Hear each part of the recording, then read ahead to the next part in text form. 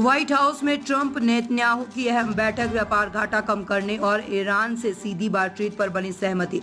Washington DC में अमेरिकी राष्ट्रपति डोनाल्ड ट्रंप और इजरायल के प्रधानमंत्री बेंजामिन नेतन्याहू के बीच व्हाइट हाउस में एक अहम द्विपक्षीय बैठक संपन्न हुई। इस बैठक के दौरान दोनों नेताओं के बीच व्यापार घाटा कम करने और ईरान के साथ सीधे संवाद शुरू करने की जैसे महत्वपूर्ण मुद्दों पर सहमति बनी। बैठक को दोनों देशों के रणनीतिक सहयोग को और गहराने की दिशा में एक बड़ा कदम माना जा रहा है। प्रधानमंत्री बेंजामिन नेतन्याहू ने इस अवसर पर राष्ट्रपति डोनाल्ड ट्रंप का धन्यवाद करते हुए कहा कि मैं राष्ट्रपति ट्रंप का एक बार फिर से व्हाइट हाउस में आमंत्रण देने के लिए आभारी हूं।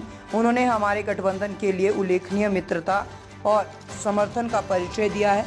नेतन्याहू ने आगे कहा कि इजराइल और अमेरिका के बीच व्यापार घाटे को खत्म करने के लिए दोनों देश प्रतिबद्ध है और इस दिशा में जल्द कदम उठाए जाएंगे। व्यापार घाटा खत्म करने पर सहमति। वर्तमान समय में अमेरिका और इजराइल के बीच द्विपक्षीय व्यापार में असंतुलन देखा जा रहा है। दोनों देशों के बीच नेताओं ने इस मुद्दे पर खुलकर चर्चा की और इसे जल्द ही सुलझाने की दिशा में काम करने का निर्णय लिया।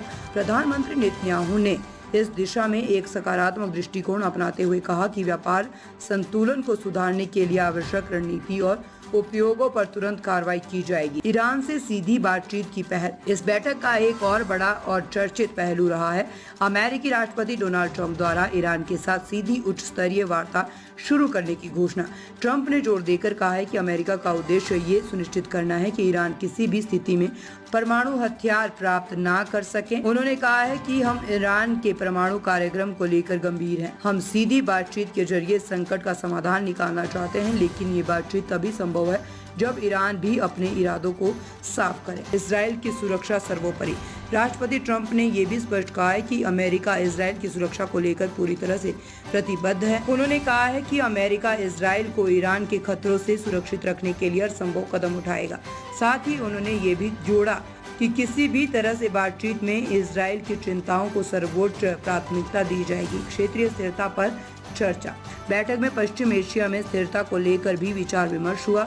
दोनों नेताओं ने इस बात पर सहमति जताई कि क्षेत्र में शांति स्थापित करना सभी पक्षों की साझा जिम्मेदारी है। ट्रंप और नेतन्याहू दोनों ने जोर देकर कहा कि केवल कूटनीतिक उपायों और आपसी संवाद से ही क्षेत्र में स्थायी शांति संभव है।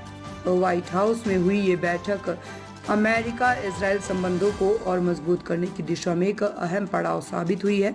दोनों देशों ने अपने साझा हितों की रक्षा के लिए मिलकर काम करने की प्रतिबद्धता जताई। व्यापार घाटे को कम करने और ईरान से सीधी बातचीत की दिशा में उठाए गए कदम आने वाले समय में वैश्विक राजनीति पर गहरा प्रभाव डाल सकते हैं।